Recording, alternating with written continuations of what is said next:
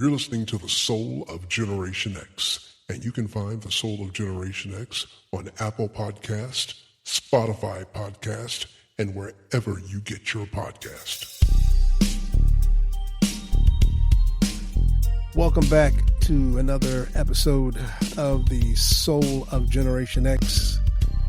I'm joined once again by my outstanding co-host, Lenny. Lenny, how you doing this evening? Doing outstanding, my friend. That's good to hear, man, with all of the anxiety and depression that's going on and a lot of breaking news going on. That's at least it's pretty good to hear. So what's been going on with you since we last met up here in the studio? Well, just been keeping up with the latest and hottest news events that's going on in our country. Of course, we know that the news cycle revolves around Donald Trump like the earth revolves around the sun. So it's a never-ending cascade of Trump this, Trump that. But like I say, I get away from that at times and take a step back to, just to breathe and to not let it smother me or get me to a point of total frustration. And that's when I just dive into my jazz, along with my shots of Casamigo tequila, and I just take life easy for a while. I hear you, Lenny. So you are practicing what you preached last week, right? As you said, to step back and just, if you got to just turn this stuff off sometime, this news, just turn it off, right? That's right. That makes sense. That makes sense. So you've been on any trips? You've been traveling? You're a world traveler. You've been out there anywhere since last week? You just been just throwing just the 9 to 5 staying local, staying home. Haven't did any traveling per se. I think that's to come later on in the year. But I would like to give a shout out to we're on the air. We're listening to some friends or friend in West Africa, Nigeria. Really? Who has listened to the broadcast. And I'd like to give a shout out to Sylvia. I can't say her last name, but they heard the broadcast in West Africa, Nigeria, and contacted me and said how much they liked the show. And that's very appreciative, knowing that we are stretching across the Atlantic and the Pacific. That's amazing, lady. I tell you, man, make sure you get her name and her information, and we'll send a welcome letter, and so that she can keep up with us and on all the formats, because we're now on YouTube, Spotify, Apple Podcasts, iHeart, Pandora. In Kagan, the order. I hope I'm saying this right. Philippines. Kagan, the order. Okay. Philippines. So I just want to give a shout out to them for listening to the podcast, even though it's a 12-hour difference. But they picked it up on YouTube, and very pleased. That's awesome. It's always available. Yeah. It might be a difference, until we start doing some live streaming. And even if we do some live streaming, still, it's always going to be available. So you just make sure you let them know.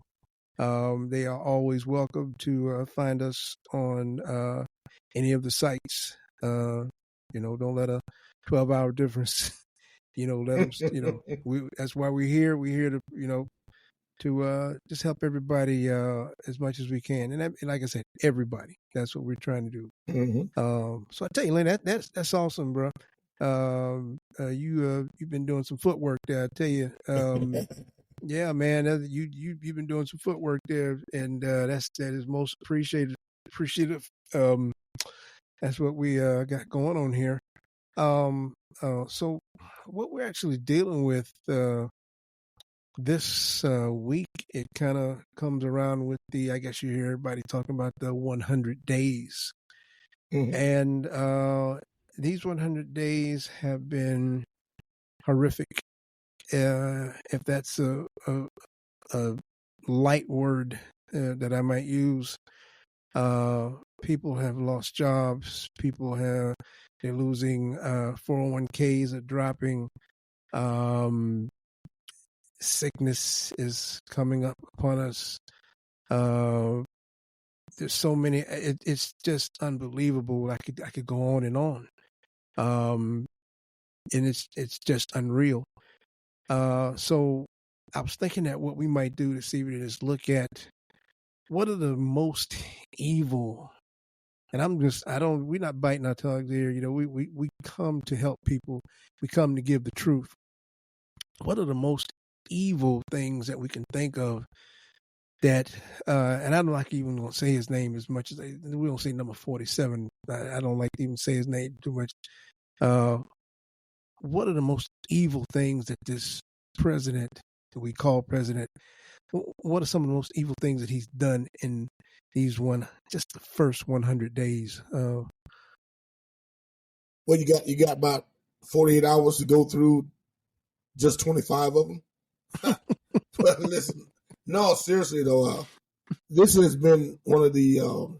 It's been a trying time for many Americans. This has been we're getting into the find out stage. The find out stage. Mm-hmm. A lot of Americans are starting to come to grips with choices that were made that they necessarily didn't bargain on. Mm-hmm. You know, 47 has been a double or triple threat to the democratic institutions in this country. I mean, when you blatantly just violate American citizens' rights, when you just blatantly refuse to follow a court order, and then you have the audacity to go on television and say, "Oh yeah, I follow court orders and I do this and I do that," but yet you turn around and you tell your henchmen and henchwomen not to cooperate with a rightful order by the judge, not just any judge, the Supreme Court.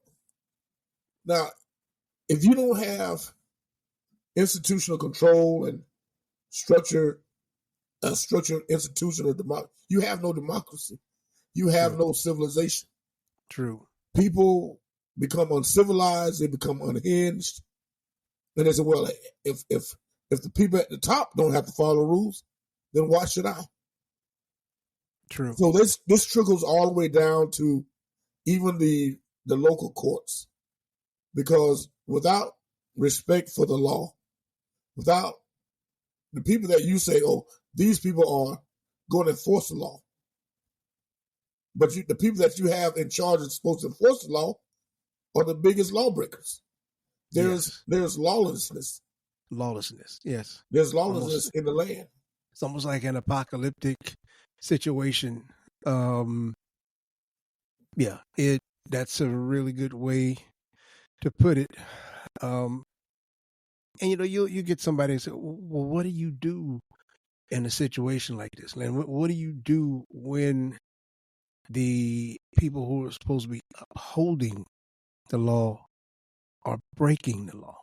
How do you remedy this? Well, that's a good question, because, what recourse do we have? We can look at them and say, hey, wait a minute. You're going to tell me it's okay for me, but it's not okay for you. That just doesn't add up. It doesn't make sense. So what do we do? What recourse do we have when the people at the top are the biggest lawbreakers? So what people do, what do they do? They say, okay, well, I'll just break the law too, see if I can get away with it. And so when that happens, you lose society, you lose protection.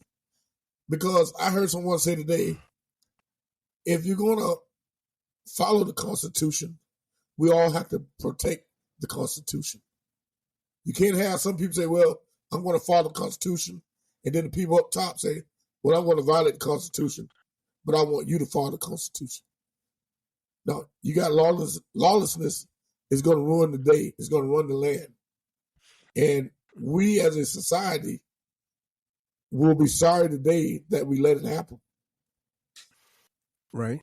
Well, Lenny, what do you do when Donald Trump somehow finagles the Supreme Court? Well, we don't say somehow.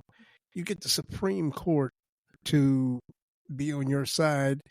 You fill it up with right wingers, MAGA. We can go that far, right? When you fill it up so that basically what he said one time, I could go outside and shoot somebody. What did he say? That time he said I could walk down Fifth Avenue and shoot somebody and get away with it. Well, that wouldn't be too smart right now if he did that, if he had good sense, but that's another thing there. Anyway, if you get that kind of power to get the Supreme Court, and I think we talked about this in another episode, one of the previous episodes, who polices the Supreme Court? That's a great question. What do we need to go to another galaxy and get a galaxy court? Who polices the Supreme Court and who's not? And I hate to hear this. Oh, we can't do this. They're scared of Donald Trump. I can't do this. What are they scared of? They're scared of, what are they scared of? The government not paying them that $170,000, $200,000 they're making to go sit in Washington, go out and get a real, I don't see a real job, go out and get a real 9-to-5, go back home and stop saying you're scared. You can't do something because you're scared. What are they scared of? Well, they have the ruling that came down where the Supreme Court basically said that whatever Trump has done or a president does in his official capacity basically can't be questioned. And and what they did when they did that, they didn't let the gin out the bottle, they broke the bottle. Mm-hmm. So now you're trying to corral the horses that you let run wild back into the stable, and that's not going to happen. Because you made the ruling Supreme Court that Donald Trump could do anything he wanted to do in his official capacity as president. Okay.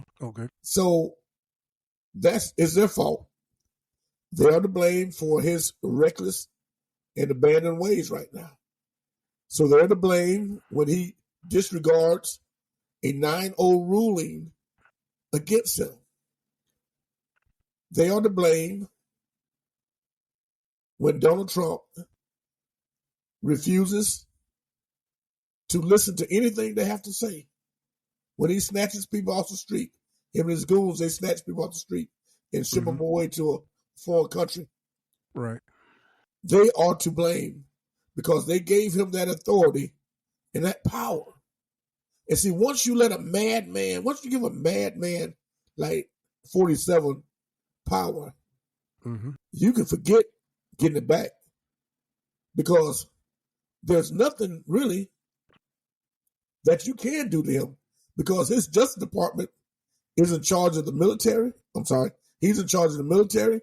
His Justice Department is in charge of all police forces, National Guard, U.S. Marshals, everybody. Okay. So if you try to hold him in contempt of court, who are you going to tell him to come get him? When he's in charge of it. He said, no, stand down. So the Supreme Court has given up their authority to put him in check. Now, the only thing that can get Donald Trump, 47, Donald Trump, 47. Say it. In check his name. And out of office is a Democratic House and a Democratic Senate to impeach him. True. As president. That's the only recourse that this country has. Well, we need that, but also we need some Republicans to look inside of themselves and stand out and get some support from them. Can we get a few good Republicans to stand out and be humans? Can we? I mean, I think that some of them are feeling it, and their people are feeling it. Okay, so can we get a few of them? No. You don't think so? No. That's what it's going to take. They have given up their rights and their responsibilities as a co-equal branch of government to the executive branch and the judicial branch. They have given it up. And no, you can't depend on them. You cannot. And I would not depend on them, because when they had a chance to get rid of 47 from even running for president again, they caved. They had a golden opportunity. This man would have never saw the Oval Office in his life again, and he probably would have been sitting in jail right now. True. But the Republicans, so scared and feckless and spineless and gutless, couldn't pull the trigger or wouldn't do it. Well, we could talk about that all night. So we're going to leave that one right there and come back to it later, because we can just go round and round on that one. But I do think, and it's kind of way out there, but you just watch and see. We're going to get some Republicans to cave the right way. And then we can, as Al Green said, we can get this impeachment going. And even some of these justices, when it starts hitting them and hitting some of their families, and they're getting some pressure from some, some of these large Fortune 500 companies and these stockholders, something is going to break. But we're not going to, like I said, we can go back and forth on that. But if you have one more comment on that you want to make? Well, no, I just don't see it happening. You don't see it? I just don't see the Republicans standing up, growing a spine anytime soon. And gotcha. That's what we're here for. I'm reminded of a song that Brooke Bitten sang a long time ago. It'll be a rainy night in Georgia before that happens. A rainy night. Now it gets rainy on some of that Georgia clay, so you know about that. So yeah. Well, that was we're gonna leave that one right there for it. That was pretty good to lay on that one, because like I said, we can go around and around on that, and it just angers you. So I was thinking, those are what we say the threats to the democratic institutions, which we can go on and on, IRS, inspectors generals, but another evil thing that Donald Trump has pulled out of his hat, all of these controversial immigration policies and rules, and just flat out mean, evil nastiness in these first 100 days that have affected a lot of people. Stores, farmers, it's done a number on housing, new houses, building, carpenters, a lot of things that are tax paying immigrants, whether they're, they're, as they say, how have they been labeled?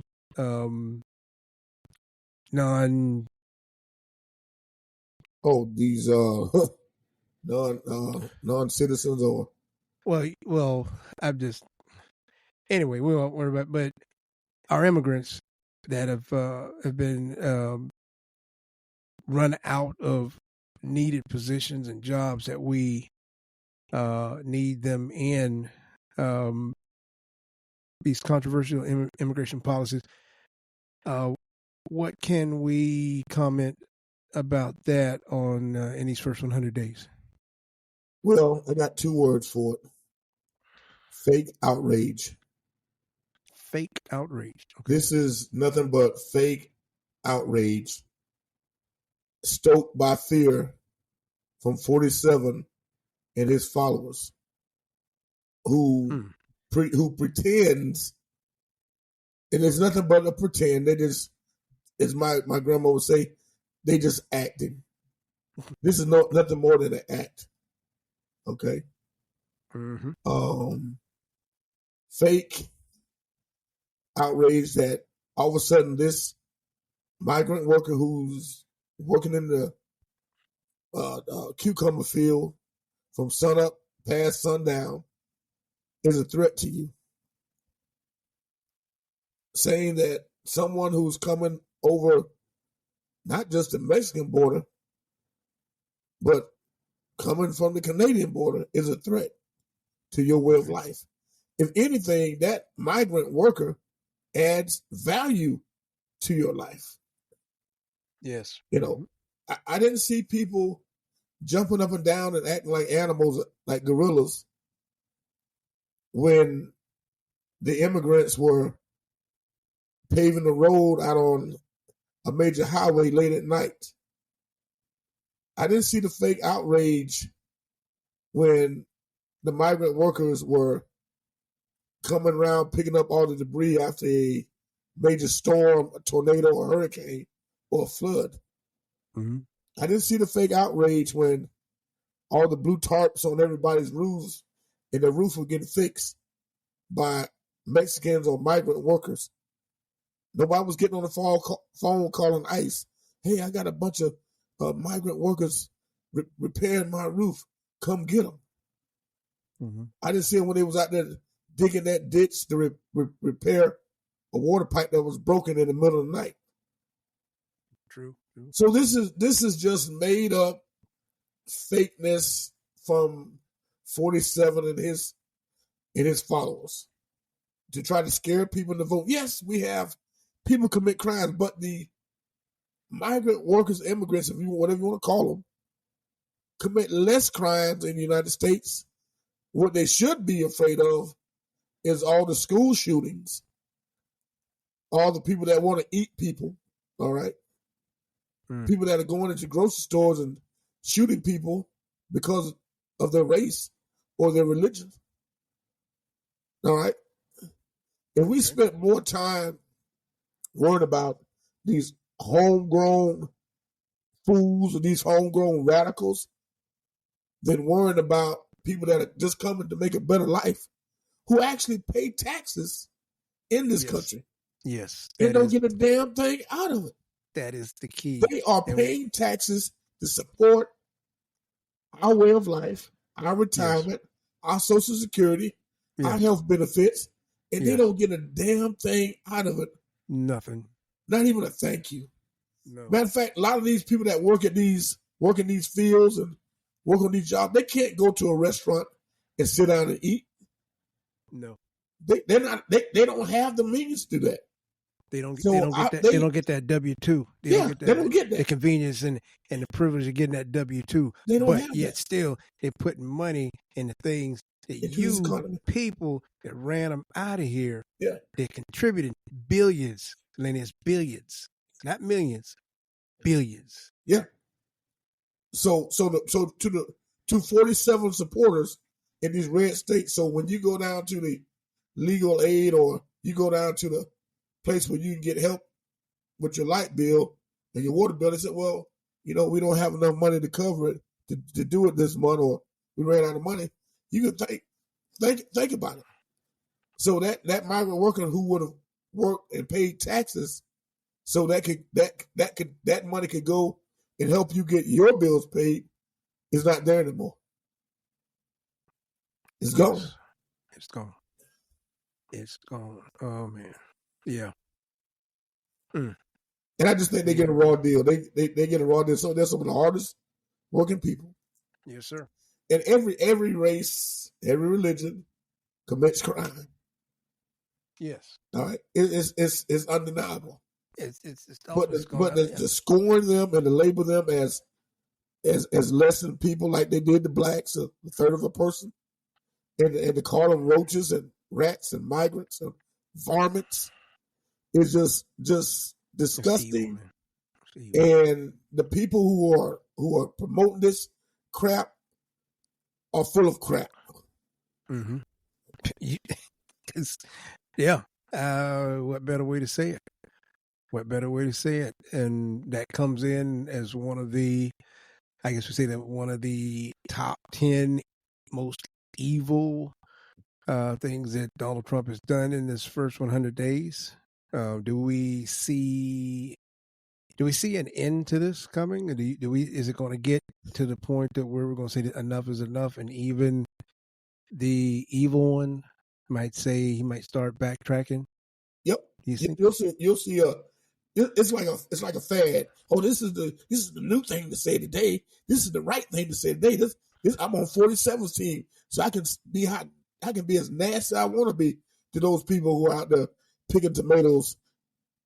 And when there's no one else out there picking tomatoes, and you get a bill, well, this salad going to cost you $15 where it normally would cost you $5. Mm-hmm.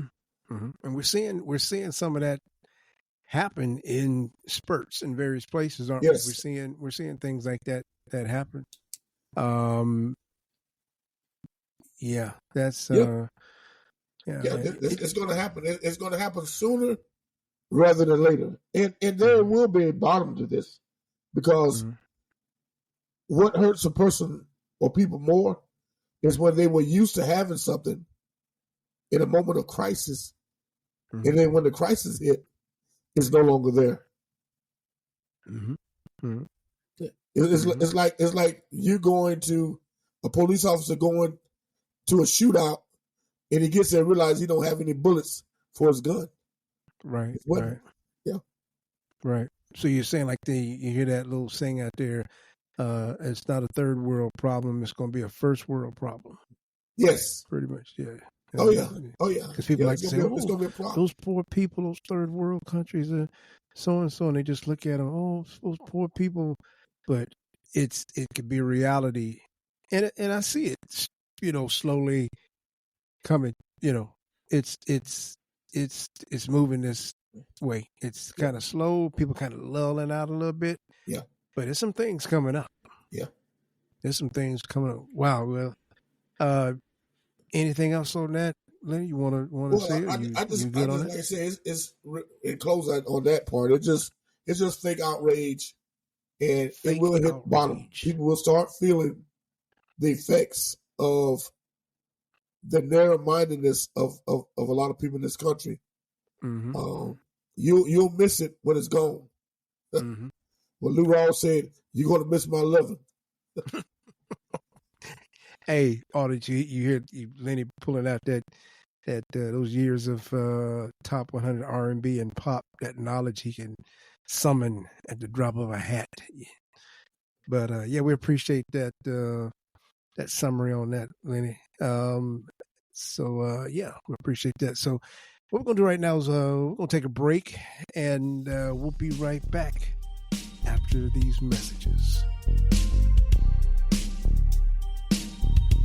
Welcome back to the Soul of Generation X. We appreciate our audience. We appreciate y'all tuning in. We appreciate the support that we've been getting. It's amazing, and we thank you. Getting back to the show,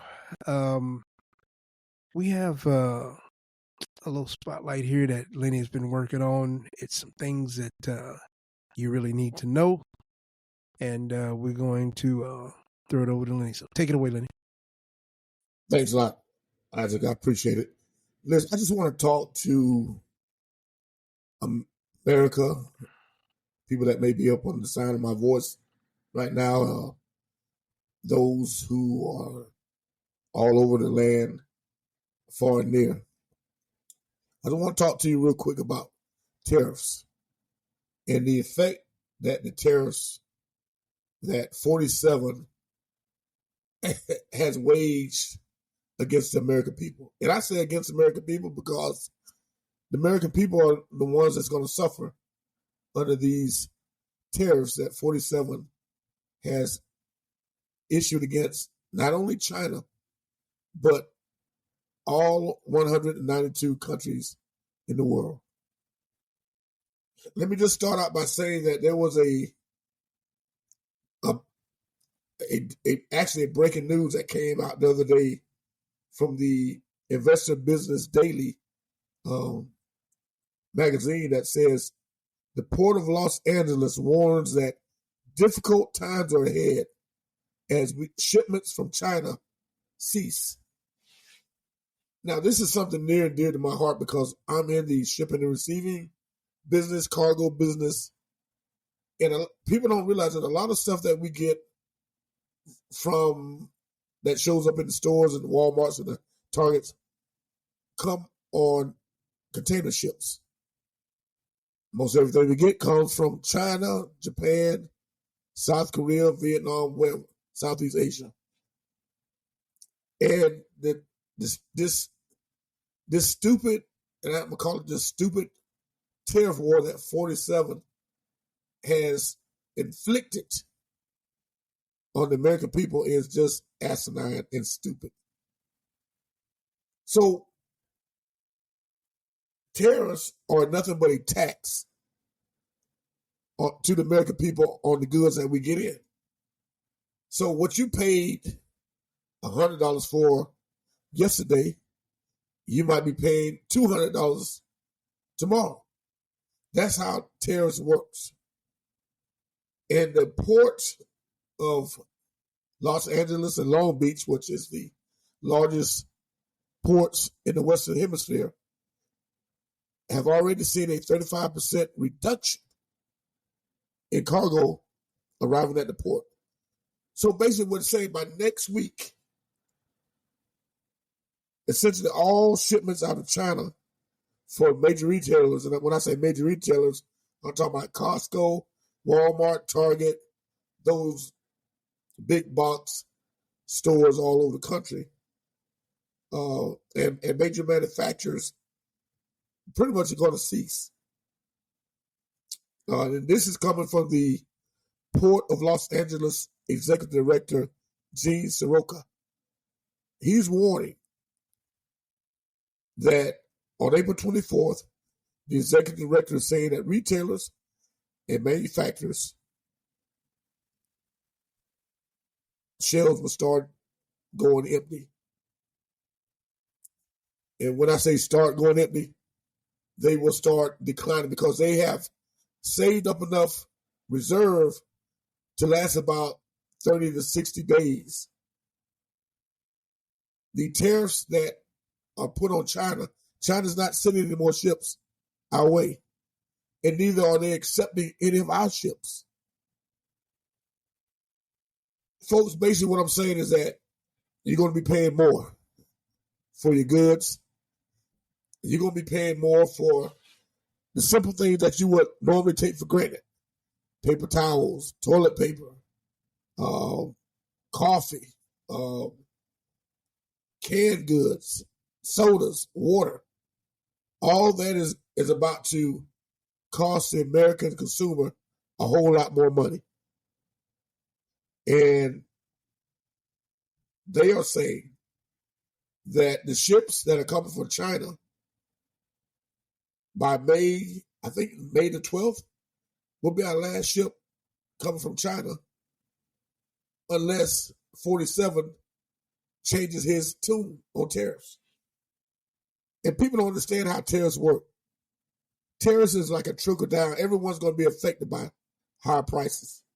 So now you're going to lose jobs.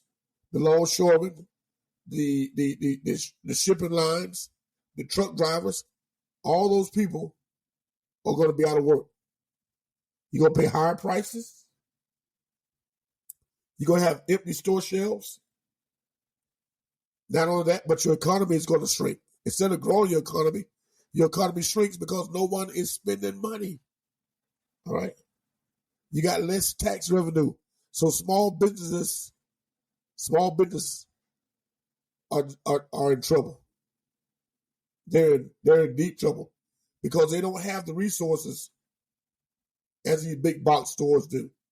They don't have the capital to hold off like these big box stores. So you got small businesses going under. All right. And the biggest thing, you're losing trading partners. People that were our friends like Mexico and Canada, even China, when it comes to trade, we're going to lose that. So now, where are you going to get? The question is, where are you going to get these items from that you need? And I'm going to tell you point blank, nowhere. Because what 47 has basically done, it is America First isolation. He has isolated us from every other nation in the world. And it's going to be hard times. You know, and I don't joke. I mean, I've started stocking up for water, non-perishable foods, items that I'm going to need to survive this mess. And we don't know how long it's going to last. And I'm not saying this to scare anybody, but I'm saying this that you need to prepare. Because I work in this industry. I've been in this industry for over 20 years. And what's coming down from the top is not good. It's not good for American consumers. It's not good for America. And 47 is going around lying to people on a daily basis, like, oh, we're not going to pay for the tariffs. Yeah, he said the same thing about Mexico is going to pay for the wall. And that didn't happen.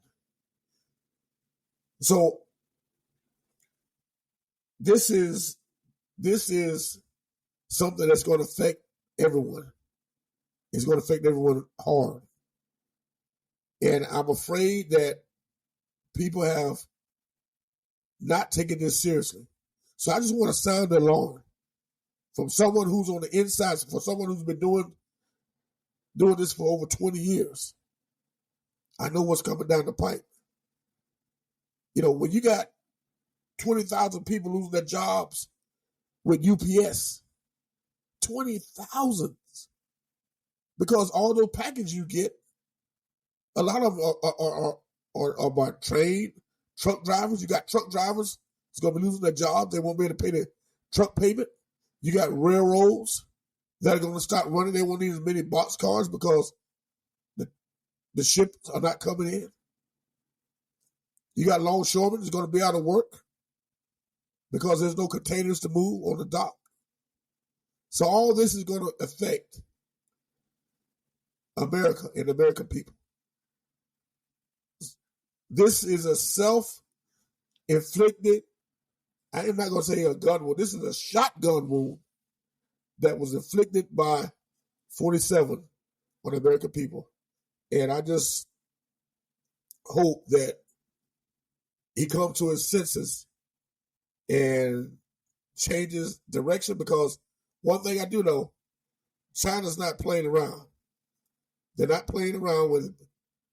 And I just hope that people take it seriously, start stocking up on the things that you're going to need, and it's going to be really important to do that. Thank you for that commentary, Lenny. A very knowledgeable commentary. Lenny has been in this business 25 years. Probably he said 20. He didn't want y'all to know how old he was, so that's why he said 20. But he'd been in this business. So when he says something like that, it's good to take heed. I trust him, and you should trust his information too. And you can always email the show, which information you don't get, or if you like to know more. But Lenny is very knowledgeable on that. What I wanted to ask you at the end of that, Lenny, is what would be the date, the last date? I don't know if I heard it, or that the last ship would be coming into Florida or Georgia, Texas. What are we looking at from China? What would be the last date? According to the CEO of the Port of Los Angeles, the last ship that's coming to the west coast of the United States would be actually Friday. And the last ship from China, according to the same source, would be May the 12th on the East Coast. That would come to the Charleston, I believe the Charleston, Port. South Carolina port. And not saying that we won't get other container ships coming in, but they won't be from China. In China, They won't be. we do 40% of our business from China.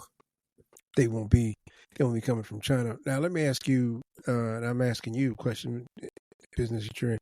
Now, is it true that we would still be able to say, I needed this special chipset or special RAM set for one of my PCs, and I know, where it's coming from, particular business in China. Would I be able to contact them directly and have order from them, pay, and have it shipped by USPS mail? Or, wouldn't I still be able to do something like that?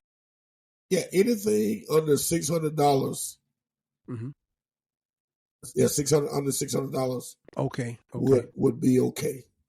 Okay. Anything under get hit with the massive tariff. Okay. But good. Okay. Yeah, anything over that, yeah, you're dealing with customs, and got to obviously do your custom paperwork, because I ordered a few years ago, ordered a really nice camera lens. Came directly from China. Everything was wrapped in Chinese newspaper, and it actually got here pretty quick. So that is still an option, but it's a little bit more laborious, but if you know where that company is, you know how to contact them, you could still do that. You're not just going to be, let me just go ahead and click on this right here and get that. That's not going to be available. Right. Going there. Okay. So I would do that. One caveat. So I would caution anyone who's ordering from Amazon. Mm-hmm. They're probably going to run into problems as well.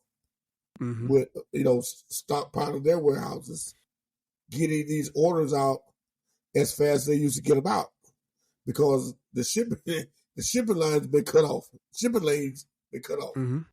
You can get it in some same day delivery and next day delivery, but right. So that's gonna pretty much cease. So anyone with Amazon Prime, you can just go to regular delivery, because there'd be no use of paying for Amazon Prime when you're not going to get it the very next day or later on that day.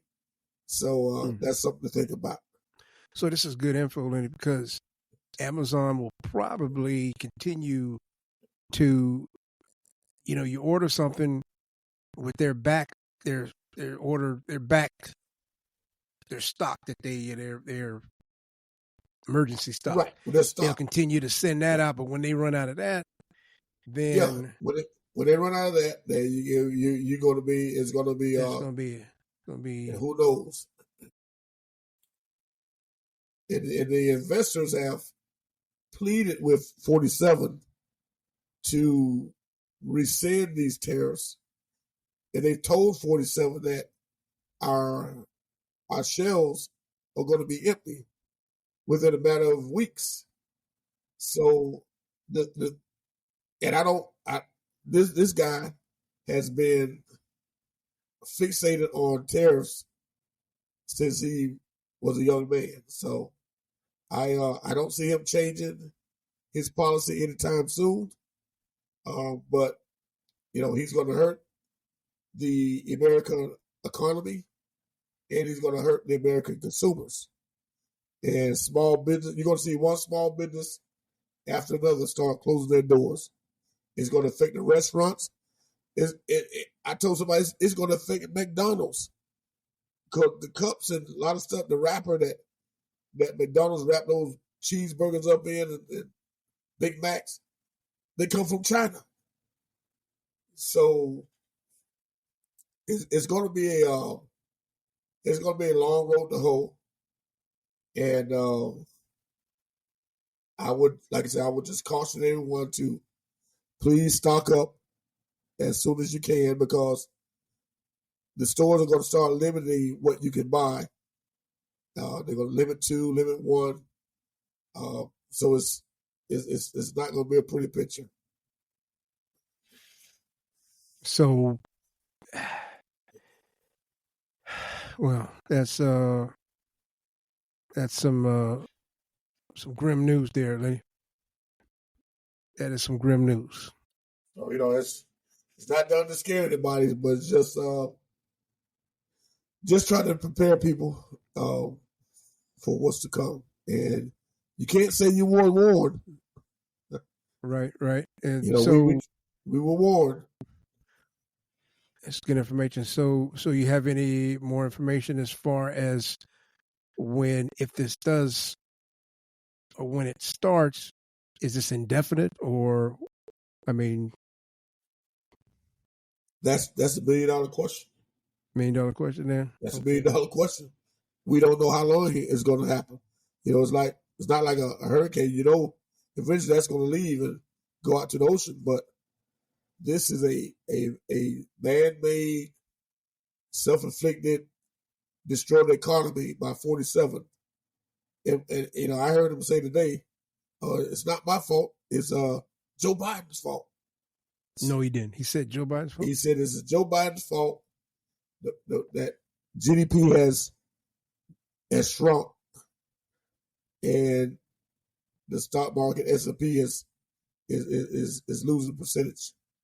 So that from a man who takes no accountability for nothing, I don't see him changing. So this is going to be a long-term pain for a long-term pain. Good words, Ellie. Appreciate your research and basically reporting on this. Put in some extra work, and we appreciate it. We're going to take a break right now, and we'll be right back after these messages. Welcome back to the Soul of Generation X. We've covered a lot this evening, and as to what Lenny said concerning the tariffs and our purchasing items that are coming from China, that's going to be in jeopardy really soon. So we just take heed to what he said on that. Did some really good research. But I want to touch on one more thing here concerning DEI as one of the worst things we could say that Donald Trump has done in the first 100 days. One of the worst things that he's messed with, if you want to say it like that. As to what it's about, I'll just give you a little intro here. Through a series of executive orders, Trump ordered the elimination of diversity, equity, and inclusion, which we know is DEI. The DEI programs across the federal government. This included, terminating DEI-related positions and purging employees, which is a lot of people lost their jobs, and just a lot of departments and a lot of big companies, they got rid of their departments, DEI. But we just want to touch on something real quick to let people know exactly, because this measure came about because of hate, and the reason why it came up a lot, and you hate to always say it, you're hearing, oh, this black person here, this brown person here, they're taking our job, blah, blah. But Lenny, let's explain to these people what and why DEI was actually started, and it's not what they really think it is. Well, for our audience, may think that DEI is black. Oh, it's black personism.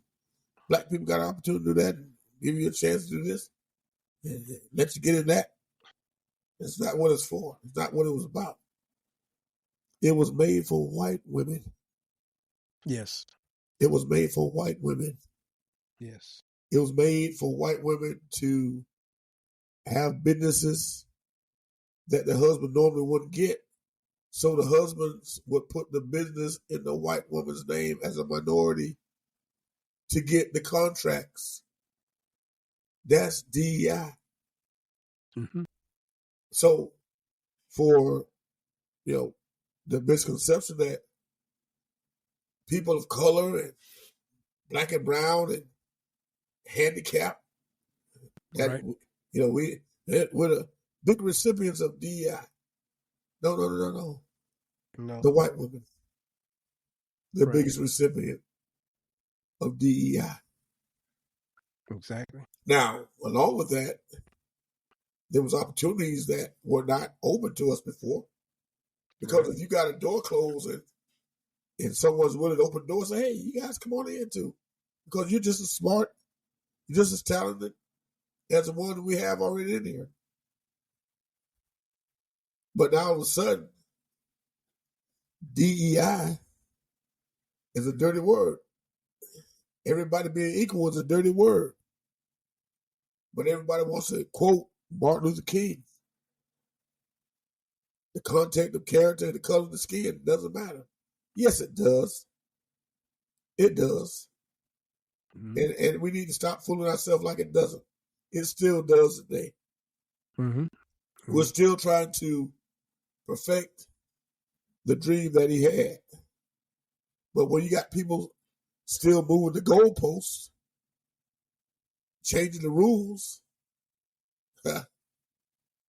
how can you?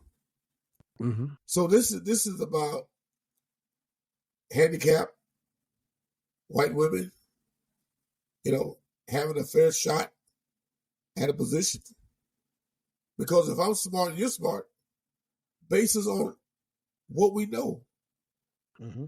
Not because you think I'm trying to get an advantage because of my skin color. Right. Doesn't work like that. But like I said earlier in the show, it's fake outrage. Mm-hmm. It's just a fake, phony baloney, a good time word to say right now in the moment. Mm-hmm.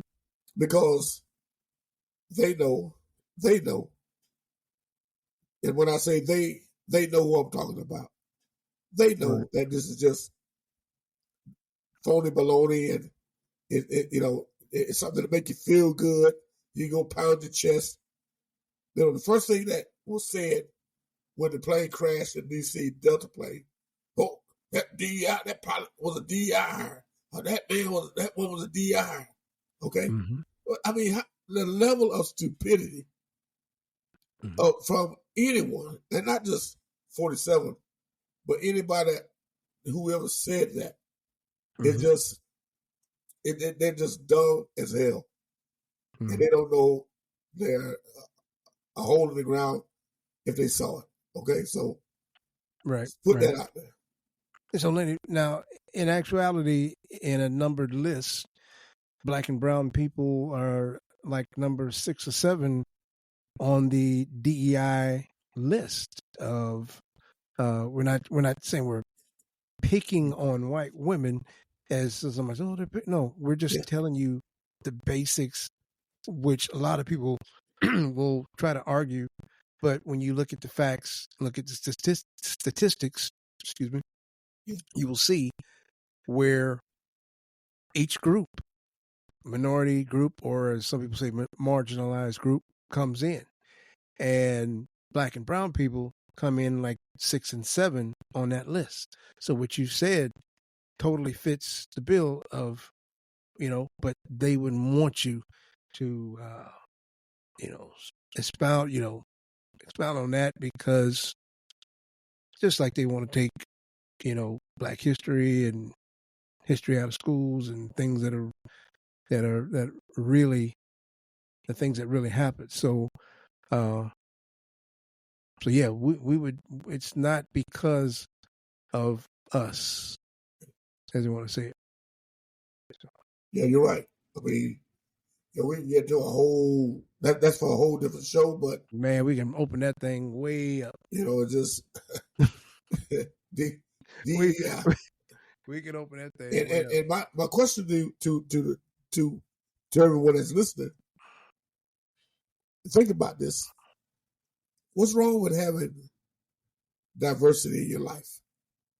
Mm-hmm. What's wrong with listening to another opinion or another idea? Mm-hmm. All right. What's wrong with that? I mean, because if we're so consumed with only what we think, and we're not willing to take, at least be able to listen to a different opinion or idea, then you know what we become like molded, stale, no good bread. And I wouldn't even feed it to the birds. Well, that sums that up. Well, good words there, and hopefully the clarification. And if you haven't, you're questioning us, about this, take some time and research it. It's there. You'll see opinions from here to there, but when you get your information, just take some time. I'm talking to the audience, and delve into it and remember what we're talking about, what we said. We're not picking, and as believe it or not, you say that, how could they say that? No, we're not picking on white women. We're just telling you what the initiative, why it came out, and then he did an excellent job on that.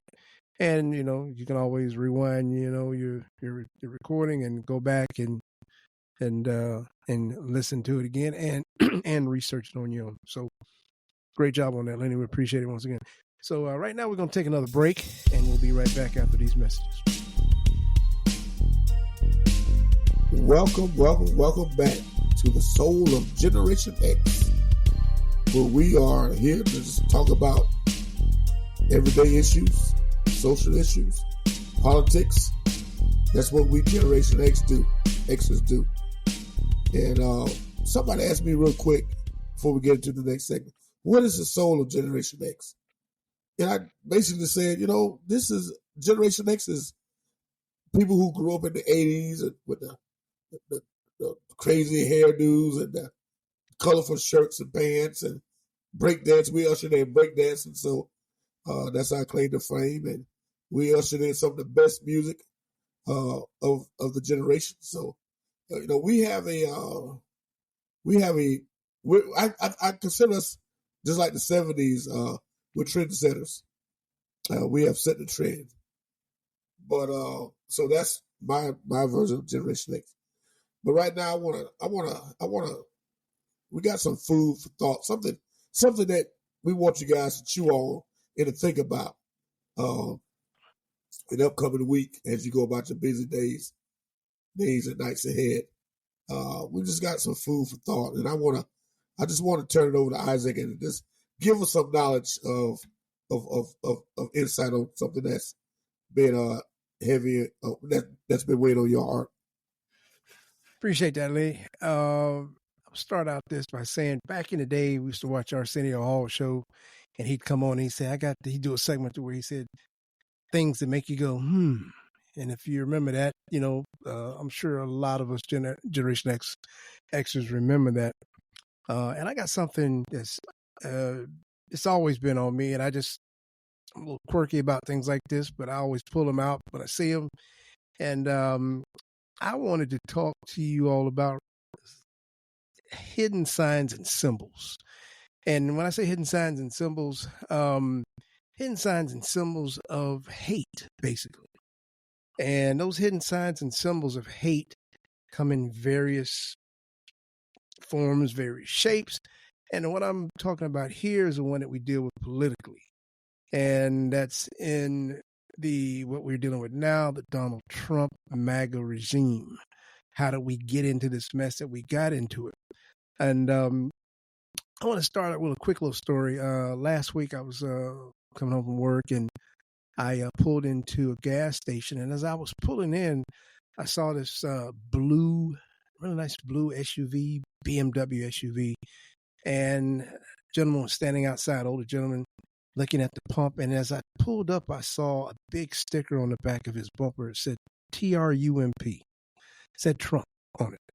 And I saw that, and I pulled in front of him, and I got out and pulled my phone out there, my Apple Pay, got my gas pump all set to go, put the nozzle in the car, and started pumping my gas. I looked over, and this gentleman was still looking at the pump as if it was going to start itself. He was touching it. He had his card in his hand. And fast forward, I finished pumping my gas, filled on up, put the pump up, and I looked back, and this gentleman was still looking at the pump as if it was foreign to him. And I got in my car, and I thought about, should I go back and maybe help this man out? But a little devil on my right shoulder jumped in and said, no. He had that Trump sign on his car. He probably wouldn't want your help anyway. He probably would be, his pride would be hurt. But to say, all that took about 6 or 7 minutes, I'd say a little under 10 minutes when I drove up there, and the man still had not figured out how or where to put his card. I don't know what he was doing. Like I said, he was driving a nice BMW SUV, and I thought about it and I just pulled on off. But when you think about it, when I drove up, if I hadn't seen that Trump sticker on the back of his bumper, I would have gone over and helped him or offered to help. And so that brings me into what I want to talk about now. Hidden signs and symbols. That obviously wasn't a hidden sign and symbol. That was just a straight out Trump on the back, and that's why I chose not to help him. And I don't regret it, but just to think about it, that man was sitting there a good 7-8 minutes at that pump and still had not pumped his gas. Well, the hidden signs and symbols that I want to talk about, various places, various Fortune 500 companies. A lot of companies don't allow employees to place certain stickers and flags on their cars. You see this guy driving on the street with a flag on the back of his truck, and just a giant 6x4 flag or whatever just flying on the back. And you know what he's about. You're going to know what he's about, and he doesn't have a problem. But you're not seeing a lot of that now. You're not seeing a lot of that. And then you got people at certain, like Fortune 500 companies in our area and various places. Well, they might have that, which we saw. They might have that same sentiment feeling, but they might not have it on the back of their car. They might not have it. They might not have the words on the back of their car. They've got a certain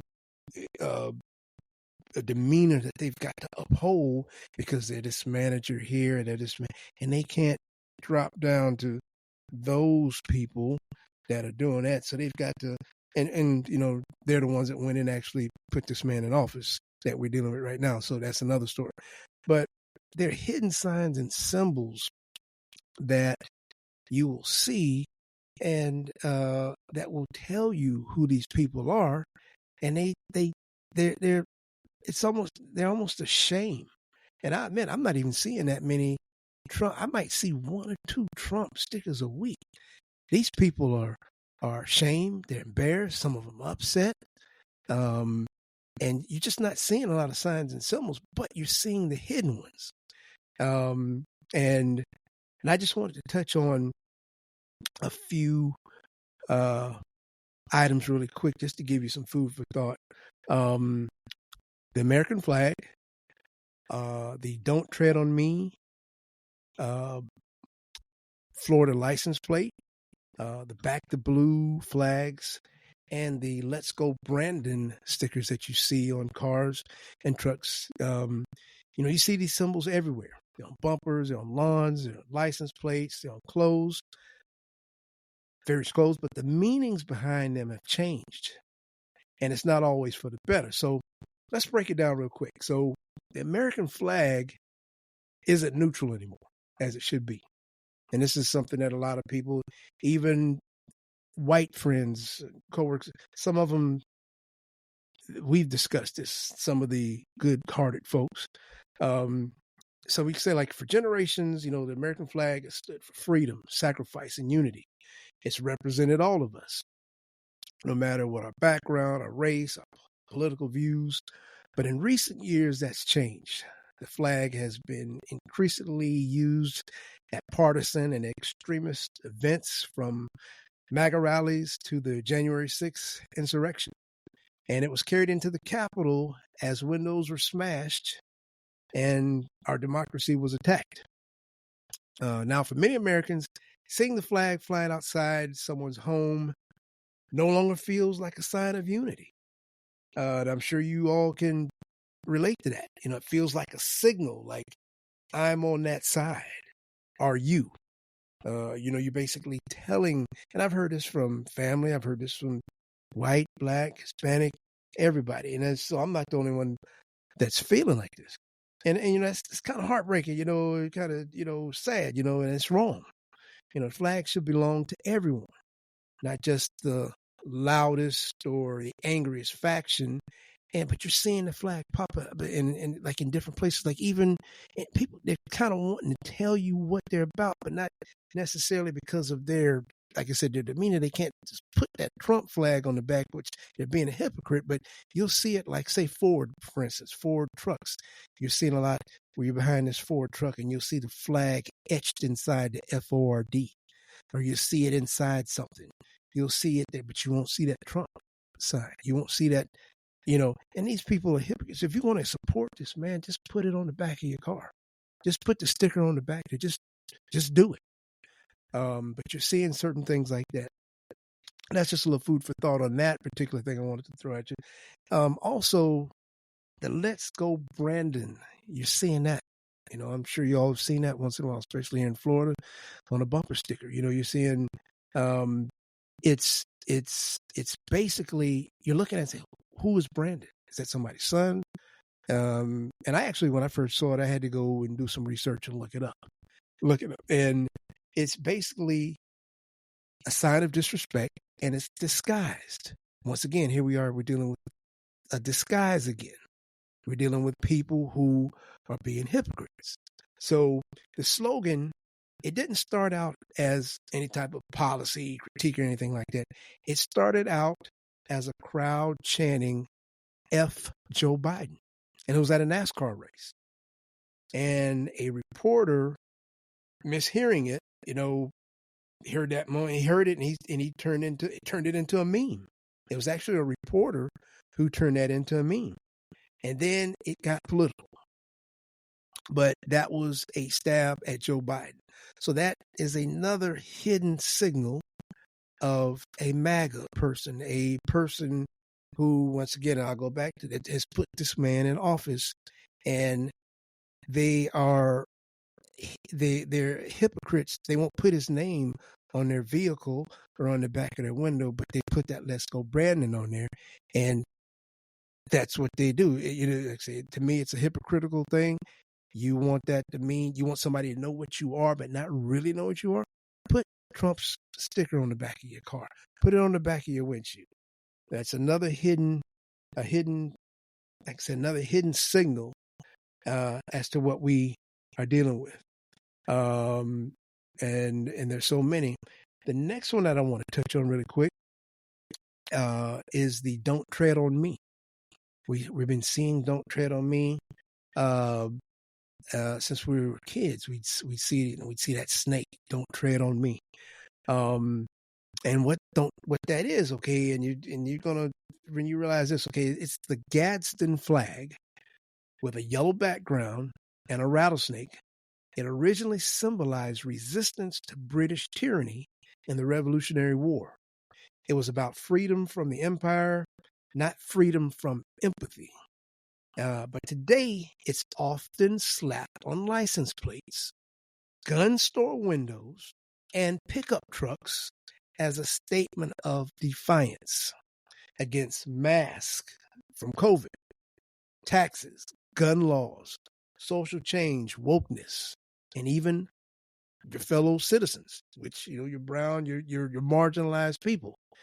And now get this, folks, get this.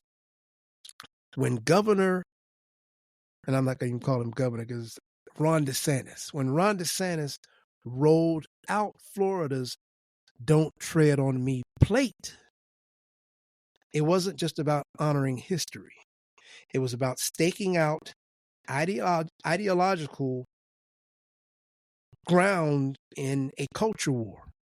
And we know what he's been about for the last few years. So, I mean, people from Florida to California, when you say Ron DeSantis, their face, this joke start, anger comes up. So I don't know if a lot of people, if you didn't know, Ron DeSantis was a master creator in creating this license plate for Florida. Don't tread on me, which some people now have taken it to say, I don't read. They've switched it up on online. I don't know how to read. It's kind of funny where they put it, but so you're seeing a lot of that. You're seeing a lot of, yet once again, that person won't put a Trump sticker on the back of his bumper. He won't put a Trump sticker on his windshield because of whatever it may be for his job. But once again, just being a hypocrite. Put the man's name on the back. Don't use these hidden symbols. But that's what people are doing. The last one that I want to touch on, folks, is the Back the Blue. We see Back the Blue flags. We'll see a flag with a blue a stripe in it. And that flag means a lot to me. I have family who are law enforcement. And I respect the law to the 1,000th degree. And law enforcement officers do an incredible job, a hard job, and we have good law enforcement. But supporting law enforcement, it's a legitimate and honorable thing to do. But somewhere along the way, Back the Blue became less about supporting good policing and more about rejecting accountability. It's been used to shut down conversations about racial justice, to oppose peaceful protests, and to drown out cries and for reform after countless lives have been lost and more. In some circles, it's not about the police, it's about authority, control, order at any cost. And that's dangerous. And we've seen the hypocrites, and that angers me. This is one thing that really angers me so much when I see these hypocrites that voted for this man that's evil, these felons. He cares nothing about law enforcement, but yet they voted for this piece of crap, man. It's just, that angers me more than anything. You don't care about law enforcement. You didn't care about law enforcement. If you cared about law enforcement, you wouldn't have voted for it. It was especially what happened with January 6th. You would not have done it. So true support for law enforcement should include making sure they're trained, well-funded, and held to the highest standards. And I just want to end up saying, the bigger picture here is that all these symbols that I've spoken about, they've been hijacked. They become less about what they stand for and more about who they stand against. They've been turned into tribal markers in a national identity crisis. You'll see people with the flag in the back of their side of their window and down low, maybe in the middle of the tire, on their shirt. And it's really bad because we don't associate. And like I said, I have white friends who don't even associate. They're like, we need to take our flag back. And when they say that, I know what they mean. When they tell me that, I know what they mean, because it's not right. And there are good people, as we talked about earlier, there are good people in all races and there are bad people. But when they say we need to take our flag back, we need to take it back, because I see the flag and I step back because I know all these symbols that I've told you about. Those are the secret meanings. Those are the hypocrite meanings, hypocritic type of things that people are doing to show what they're about, but not really show you. They're hiding. It's being hypocrites. And we just need to do better. And it's just something to maybe help you out, maybe make you think. You could be traveling somewhere, you see something like that, you'll know what it is. You know it's somebody's they're trying to hide, and just look for these symbols because we're seeing them come up. But if you're scared, especially now, like I said, I barely even see a Trump sticker on the back of a car. If you're scared to put a Trump sticker on the back of your car, and that's what you're about, and you don't do it, and you use one of these other hidden signals, you're a hypocrite. You're stone cold hypocrite. You weak. You're part of the problem. Lenny? Well, that was very enlightful, and that was very thoughtful. That's something that everyone can take something away from that and think about, especially the part where you talked about back the blue. I think that's one of the most overused words of the day. We only back the blue when it is convenient for us. Right. In my neighborhood where I live, people got blue lights on the front porch. And blue lights, we're gonna do this, we're gonna do that. But do you truly want to back the blue when police officers in the Capitol get the hell beat out of them? Where's back the blue at? Mm-hmm. Where is it? Where's back? Or do you only want to back the blue when it's convenient politically? You know what I mean? Mm-hmm. So it's fake support for back the blue, hypocrisy for definitely sure is hypocrisy, because everyone should have been outraged at backs the blue when those officers was getting the hell beat out of them at the Capitol of January the 6th. But we got selective how we want to back certain people. If it's for a cause that 47 wants, oh yeah, let's back the blue. But if it's defending democracy, let's beat the hell out of them.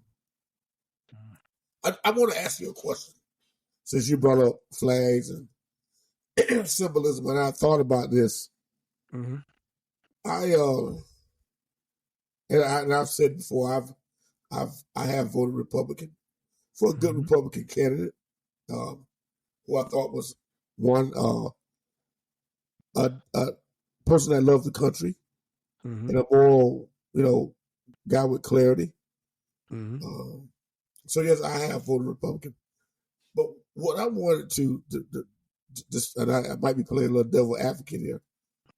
I have been around a lot of white guys and people in my life and my line of work, and I've worn the rebel flag on my shirts that I've purchased at time. Yeah. And to me, I never thought nothing of it like it was something that I would have a problem with, because I looked at it. That's their heritage. That's what they believe in. That's what they like. That's what So to me, it wasn't a threat. Right. But I kind of like had a issue, not an issue. I had a concern. Let me put it that way. When during the Black Lives Matter movement, when they were tearing down a lot of these statues and of these Confederate guys, and getting rid of the Confederate flag over certain capitals in certain states, and all that went on. And I said to myself, why are we concerning ourselves with that? Because they're going to come back later on sometime, and they're going to hit us with this. And we just talked about, DI, it doesn't really pertain to us. Mm-hmm. But in a way, it does kind of pertain to us. So I look at it, they're hitting back at us because we hit them. You kind of get where I'm going? Mm-hmm. We made an issue about Thomas Jefferson and all these other symbols and these flags. And, we got them taken down and statues pulled out of parks and everything. Mm-hmm. So now that they have an opportunity, they're going after things that we liked and we supported. Okay. You know what I'm saying? And I had a real concern when all that was going on, because to me, it's history. It's past history. Right. And I didn't really feel the need I didn't really think that, let them have their moment. They want a relic in something that's old and past and wrong. Let them do it. Mm-hmm. But I always know the pendulum will swing the other way eventually. And I think we're kind of getting the other part of the pendulum with all these. Now they might have did it regardless. Mm-hmm. But I just think that this is a reaction to what was done to them with their symbolism, with their statues, with their flags, and with their monuments. Oh, okay. So you think, you really, so you think they got that capacity, Lynn? Yeah. That's just me. I could be. Is it accidental capacity, or is it true capacity? I mean, I think it's me personally. I think it's you did that to us, so now we're gonna do this to you. You hit us with that because you got to say, the left was in charge when all this was going on, and you had a lot of.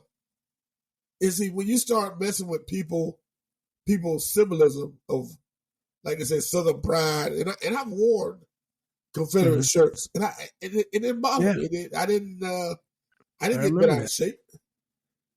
It was like on me. It was like an experiment that you were doing. Well, yeah. And it didn't have an effect on me to the point where I was upset because I know what it stood for, but yet I'm making a mockery as a man of color wearing something that they look up to. You're taking the strength out of it. That's what you were doing, and which is a good. I remember that because I wanted one. Yeah, and it's just when you look at it, just two stripes with some stars in it, and so we wear it. We take the power out of it, and I mean, people got upset with Kanye West about that. And that, Kanye West has done some wild things, but that really didn't upset me because I'm like thinking Kanye's trying to take the strength out of that. Yeah. And which would be cool. Yeah, and I had 2 pit bulls on the back of my shirt with a stars and stripe, flag on the back. Mm-hmm. And, I said, that guy, it didn't bother him because it didn't bother me. Let them, I always say, let them have theirs. Exactly. Let us have ours. Yeah, but when you start messing with somebody else's, they're going to mess with yours. Right. So, and I wholeheartedly agree with that. That would be. I mean, I would do it now. I mean, to take the power out of it because it's just a little symbol. Right. That's all. It's just a little symbol. Matter of fact, I think the band Alabama. And those Alabama's pretty good guys. And one guy used to vacation out here in Florida. But I think that was a symbol of their band and their country band, and they're from Alabama. And Leonard Skinner. And well, maybe Leonard Skinner. Yeah, I think Alabama had one of the albums. Yeah. But like I said, we grew up with a lot of these people, and a lot of people didn't use it for hate. That was just like you said. It was just a Southern symbol, and I mean, we would see it sometime. We we might get a little nerved about it. But most of the time when we were in school, we knew the person or the people, and they either played ball with us, or something, and we talk around school, and they weren't going around here. This is hate. Right. I'm putting this for hate. They just wearing it because it's Southern. Yeah. A Southern thing. And that's, like I said, that's the way we grew up on that. And that stuff is learned, after a period. I remember back in high school, there was one kid, his friend, I forgot his name. I don't want to name any names, but he drove a truck and he'd wear his hat once in a while. But he was also a surfer, so he surfed. He had the hat. I think he was just wearing the stuff just to wear, and he actually was a pretty cool guy. Yeah. He didn't act hateful. He just was, hey, maybe I saw my dad wearing this, my granddad wearing this, I'm wearing. It's just something, it's. I mean, we were more tolerant because we had guys who went to school when they had them as handkerchiefs. For those who don't know what a handkerchief is, handkerchiefs or a headband. Yeah. And it was like, it was a thing of like, it's funny because, playing ball, we would like say, hey, if they made us mad, we'll get them in football practice, Yeah. you remember them days? Yeah. But that didn't happen but like that. But I know a couple of times with me that did happen. I did hit somebody in practice because of that. But I wasn't upset with them like that. Right. I didn't want them to feel it. But you probably did some stuff like that too. So I just didn't. I didn't look at that as offensive to me personally. It was offensive to our ancestors because I look at it now is I can put it on and they look at me like, oh, okay, well, yeah. We come, but again, I go back to the point of when you take down their symbols and their statues, and because you got to understand now, they had relatives and in-laws that died in the Civil War as well. So they're feeling some type of way. They feeling that that's their way of honoring the sacrifice that their people made, right, wrong, or indifference. They lost people in that war. Mm-hmm. Yes, the North did prevail, but they were fighting for a cause. And adding to that, Lynn, a lot of our people were fighting in that war as well. Yeah. A lot of, I believe, was it the Buffalo Soldiers or some of the first Black Army members were fighting in that war as well. And you'll hear some people over the years, you've heard some people you hear come out and say, oh, we were bet under that flag. And, you hear all these things come out. And we are, you know what I'm saying? You hear that, we better. And somebody, no, you weren't. But you got to check, study your history. And you'll see these things. But yeah, Len has a point there. And I think we kind of touched on that in a previous show.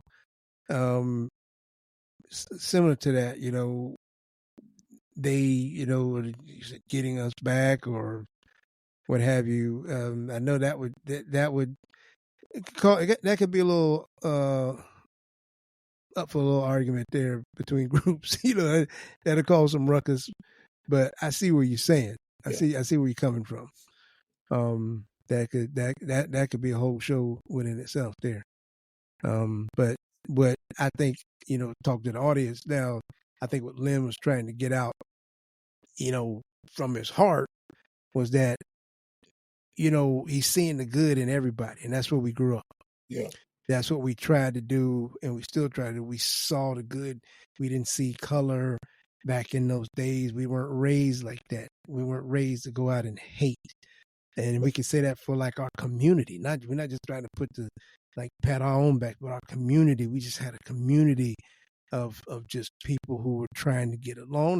We didn't always get along, can't say, but we that was our goal. We weren't out to be hateful. So I think a lot of that, from when Lenny was coming out with that, that was part of the driving on his, his comments there, that basically in the end, we're all the same. Yeah. We just want, good for our family, for our kids.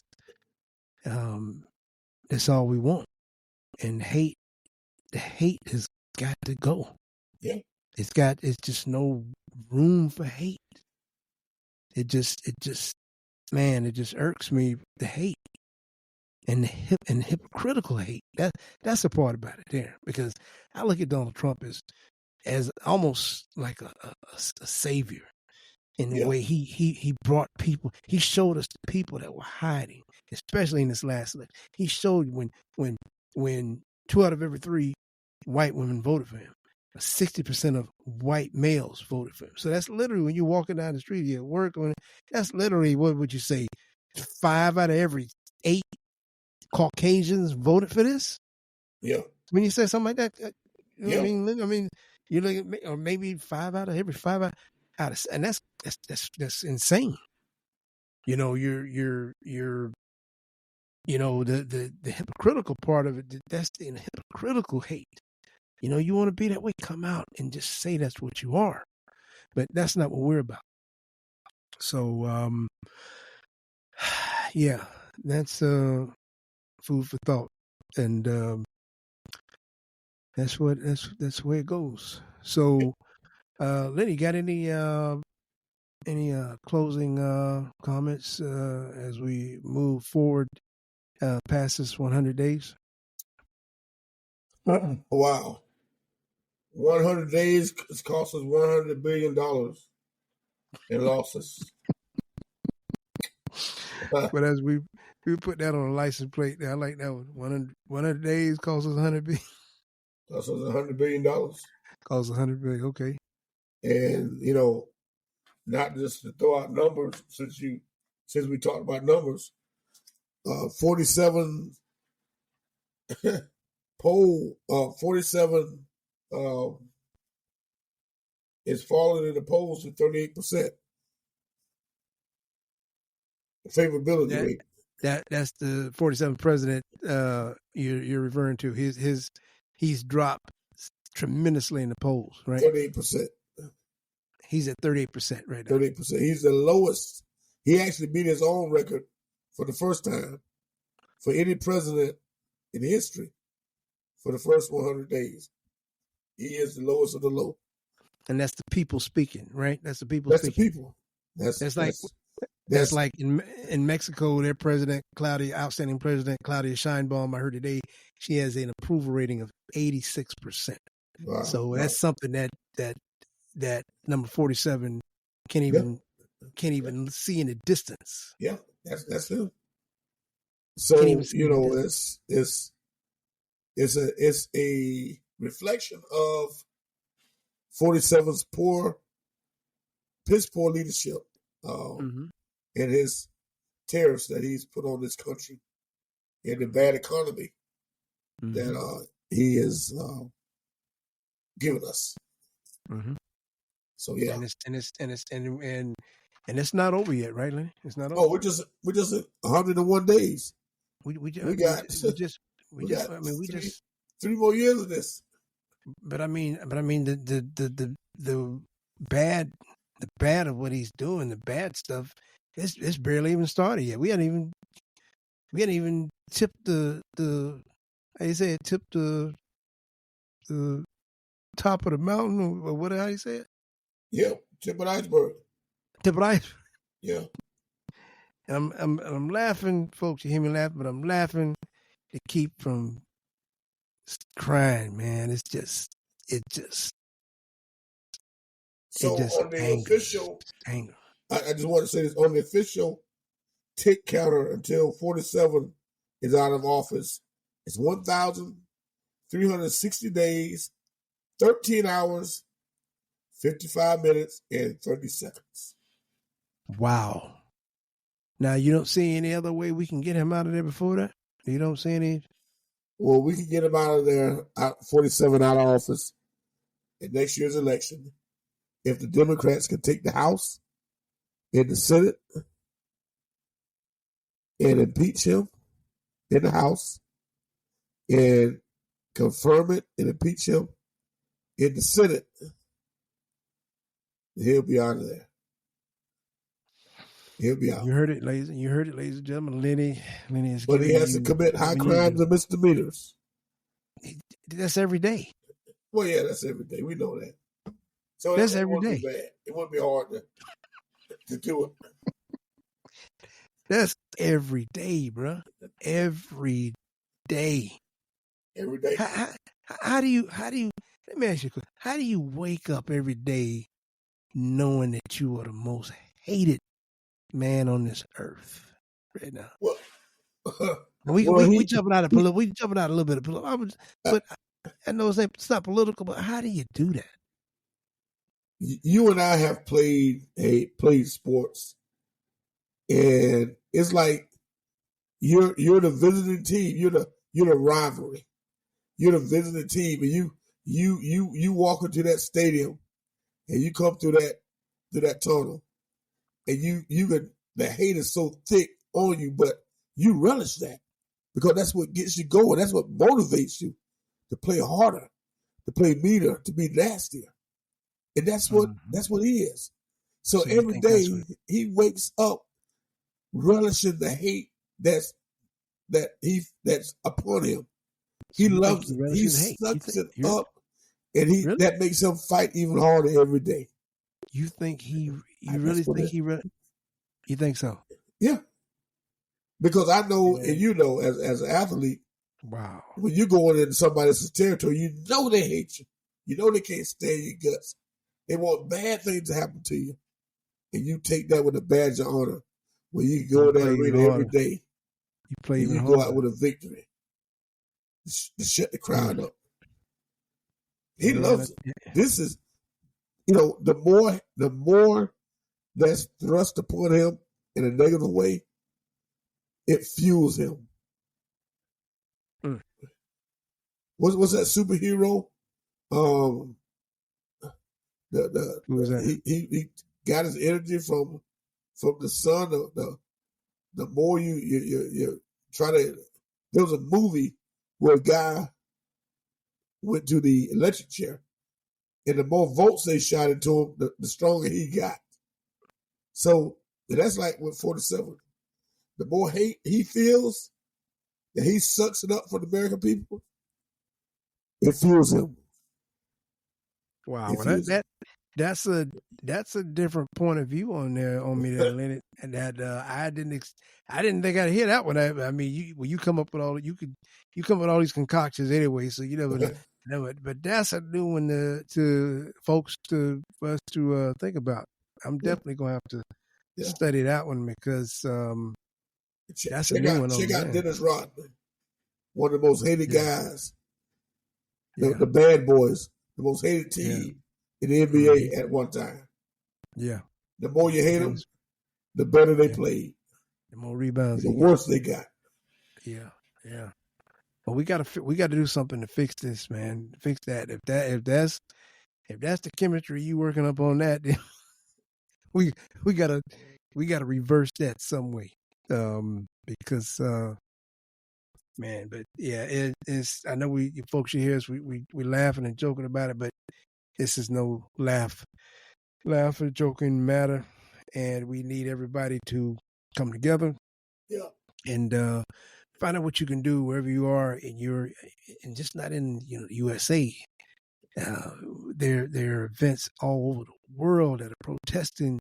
That's why I said earlier, I was saying, how does it feel to wake up and be the most hated man in the world? There are protests all over this world that are going on because of Donald Trump. So wherever you are, that you can go out and show some activism, do it. Find out what you need to do. If you're in, whether you got to go downtown, you go to a march, you got to, whatever you got, make some, you hear people say, call your congressman, make some calls, whatever you need to do to be a part of this movement. And we're going to keep you informed as much as well as we can. We're going to add some different types of segments as we continue in this second season, and do everything that we can do to help you stay informed and get through this mess, because it is literal mess. Every day is something different. Every morning and the afternoon is something different. It's if you don't think it's going to mess with you, you just keep on, going and see. It's going some way. Like we said last week, if you don't make $500,000 at least a year, you're going to feel it. Yeah. You're gonna feel it. I mean, the Oh, yeah. brownouts that they had over in Europe, Yeah. over there in the UK, it's gonna hit you. It's gonna hit you Yeah. some way. That's Some way. right. You might try to hide it. You might use your little symbols like I talked about earlier, but some way it's gonna find you. Something's gonna find you some way. But if you're hiding and you're one of the people that caused this and put him in there, you can repent. You can, a lot of people are doing it. Oh, I'm sorry. I didn't mean. Well, do your part. That hater out there, do your part. Come down off of that pride. You know, were you sitting thinking, hey, should I pay this bill this month or should I eat? Or should I put gas in this car today so I can get to work next 2 days or should I eat? You're going to have decisions like that. Yeah. You're going to be doing things like that. Yeah. And you put him in there. Yeah. But what you can do to redeem yourself is you can come out of it and say, we're going to work hard. We're going to make a change. We got to make a change some way. Well, it's going to take everybody. It's going to take everybody. It's going to take everybody to make this thing happen. Because I can tell you, it's not going to happen if you're looking for a superhero to come out of the sky. You know, it's not going to happen by spineless and gutless and weak-minded Chuck Schumer. He's just not going to get it done. But it's going to take a collective effort from everyone that believes in democracy. Yeah. Because democracy is what you have to fight for. Exactly. Fight for your family. Fight for your kids. Fight for your significant others. Yeah. We're all allies in this. Black, brown, marginalized, transgender, LGBTQ, everyone. We're all brothers and sisters in this. We support all. We don't hate. And just to say this real quick, if you're a Generation Xer, and I think that goes from 1964 to 1976, you need to fight. Mm-hmm. You need to fight for your kids. You need to fight for your grandkids. Mm-hmm. Because we don't want to leave them a world, or as we get into our later years, where they said, what the hell did you guys do? We messed up. I mean, what the hell did you guys do? Generation X messed up. You had the keys to the Cadillac. Because what happened? Gen X we have messed. Why did you go backwards? Have messed up. Why did you put the car in reverse instead of going forward? Some of you ran out of gas on the side of the road. Mm-hmm. And what the hell happened? Dad, granddad, grandma? Gen X across the board, white, black, green, brown. Yes. Gen X messed up. Yes, you started off good, like we're going to be the change, the trendsetters, and we look back like our kids, like, hey, do I need to take this up and run with? Because your generation is not fulfilling its obligation. We didn't do it. And then we got our grandkids looking at us like, you're supposed to lead the way. Yeah. Protect us. Help us. You got to help us out of this situation. Gen X just screwed.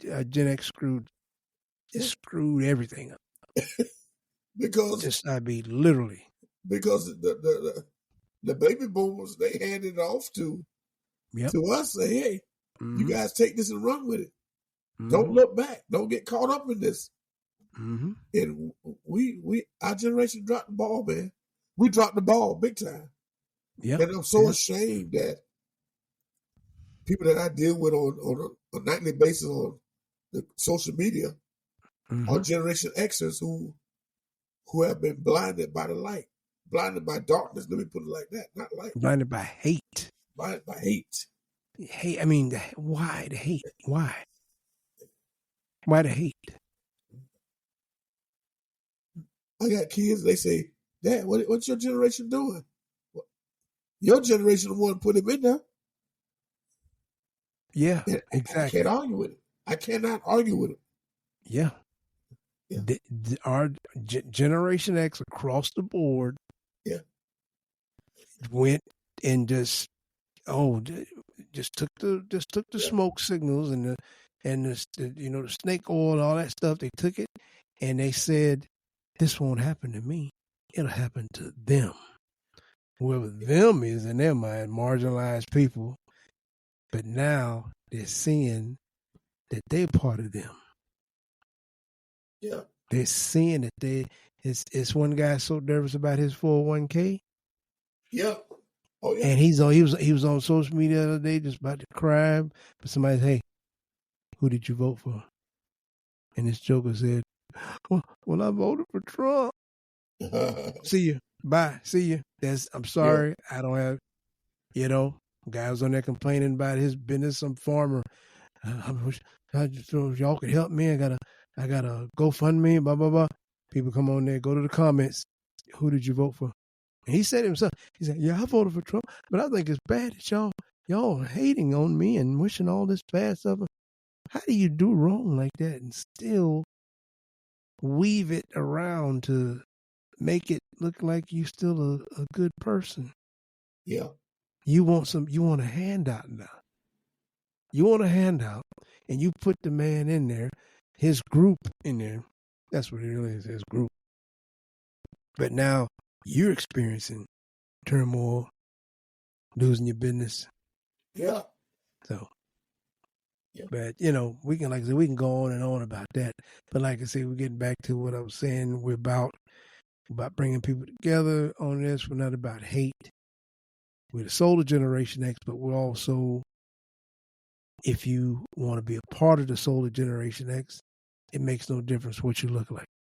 If you're a Generation Xer, as Lynn said, from 64 to 76, white, black, brown, yellow, black, green, red, it makes no difference what color you are. We're all Generation X brothers and sisters. And I know Lenny preaches that daily. And I think he does that. He does some of that on a Substack kind of thing. He tries to bring people together. He actually goes out there and does what he can. Gets down in the nitty gritty, and so that's what we're about. But once again, we'd like to thank you all for joining us on this third episode of The Soul of Generation X. And we appreciate all the support, all the emails and letters, and it's amazing. We really appreciate it. And then he spoke out about about some support he's been getting, and yes, and it's just awesome that we can continue to bring people together like this. We will, we can keep going, and that's what we need. You all of the fuel. So we appreciate y'all. Lenny, any closing comments? No, just I was just telling everybody to stay safe and stay prepared. Stay safe and stay prepared. That says it all. That really says it all. Stay safe and stay prepared. Appreciate that, Lenny. We thank y'all, and once again, we thank y'all for joining us once again. This has been The Soul of Generation X. Take care. You're listening to The Soul of Generation X.